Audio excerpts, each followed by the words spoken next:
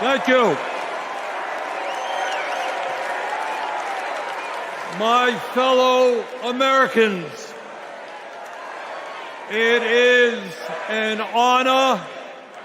It is an honor to be with you tonight because we're laying the groundwork for Kamala Harris to become our next president.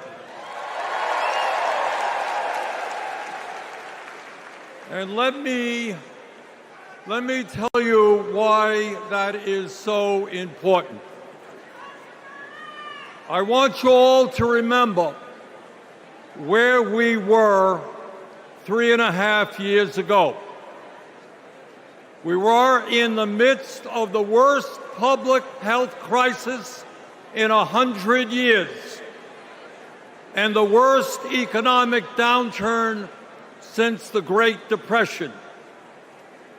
3,000 Americans were dying every day, and our hospitals were overwhelmed with COVID patients. All across the country, businesses were shutting down. Unemployment was soaring. Workers were losing their health insurance. Schools were closing. State and city budgets were running out of money. People were being evicted from their homes. Children in America were going hungry. That was the reality the Biden-Harris administration faced as they entered the Oval Office. A nation suffering, a nation frightened, and people looking to their government for support. And within 2 months of taking office, our government did respond.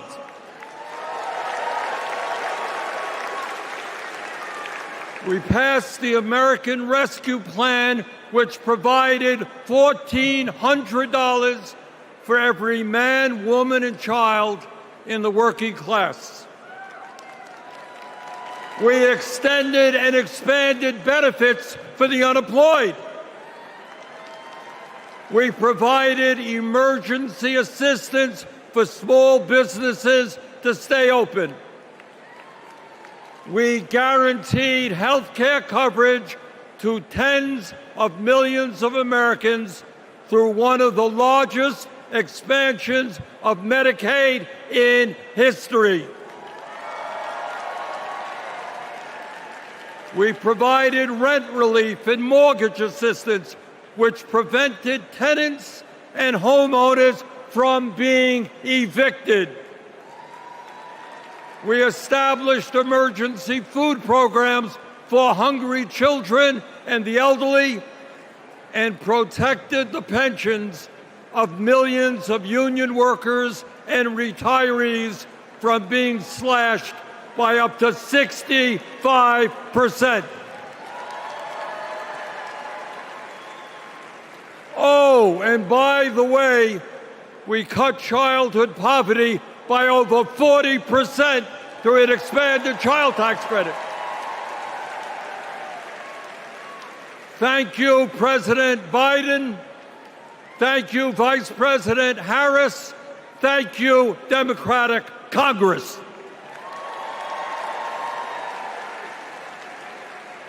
Now, I say all of this not to relive that difficult moment, but to make one simple point. When the political will is there, government can effectively deliver for the people of our country. And now we need to summon that will again, because too many of our fellow Americans are struggling every day to just get by, to put food on the table, to pay the rent, and to get the health care they need. Brothers and sisters, bottom line, We need an economy that works for all of us, not just the billionaire class.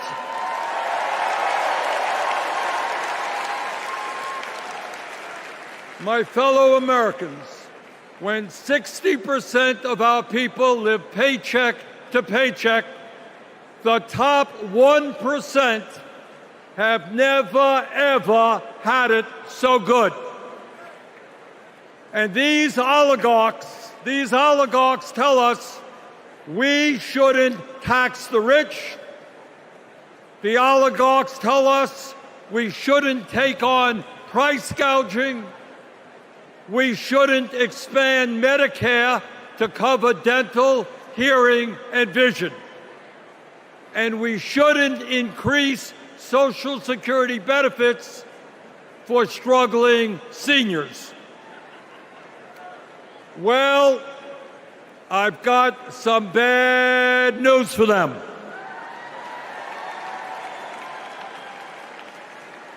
That is precisely what we are going to do.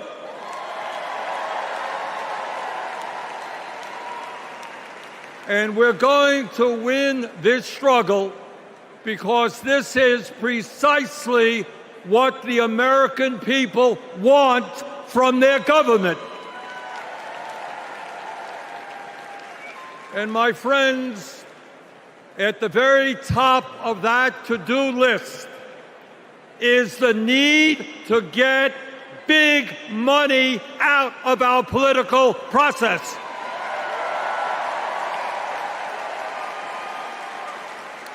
Billionaires in both parties should not be able to buy elections, including primary elections.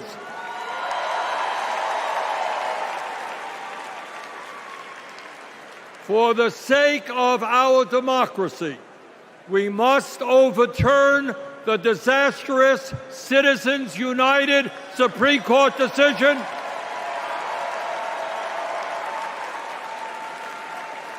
and move toward public funding of elections.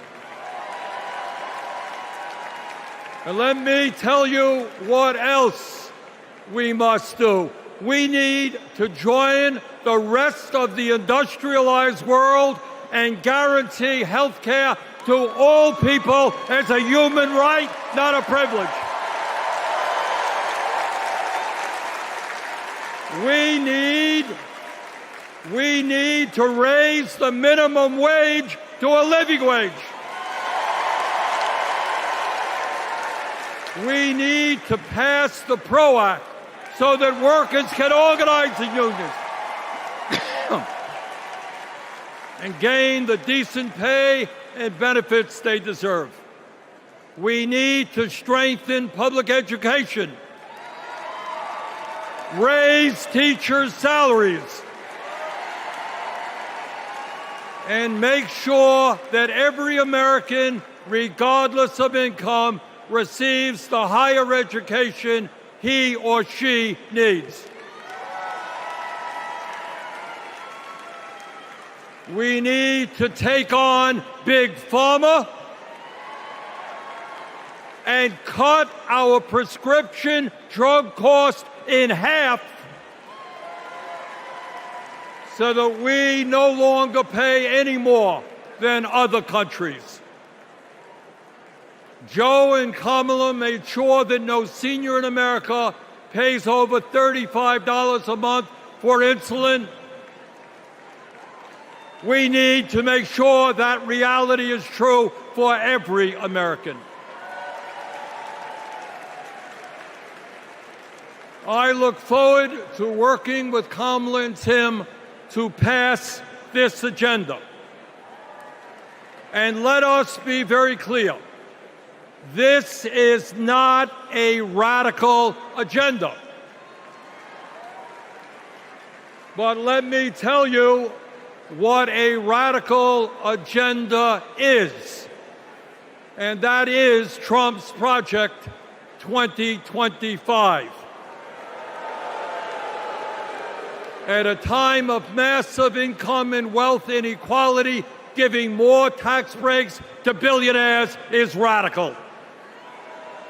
Putting forth budgets to cut Social Security, Medicare, and Medicaid is radical. Letting polluters destroy our planet is radical. And my friends, we won't let that happen.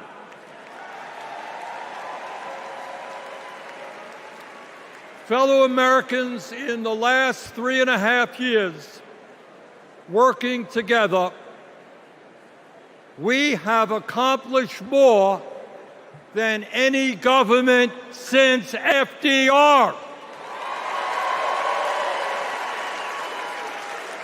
But much, much more remains to be done.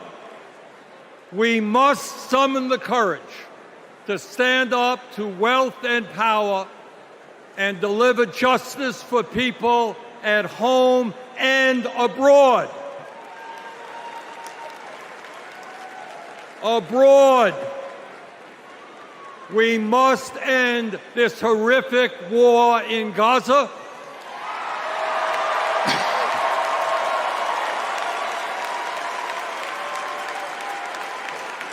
Bring home the hostages and demand an immediate ceasefire.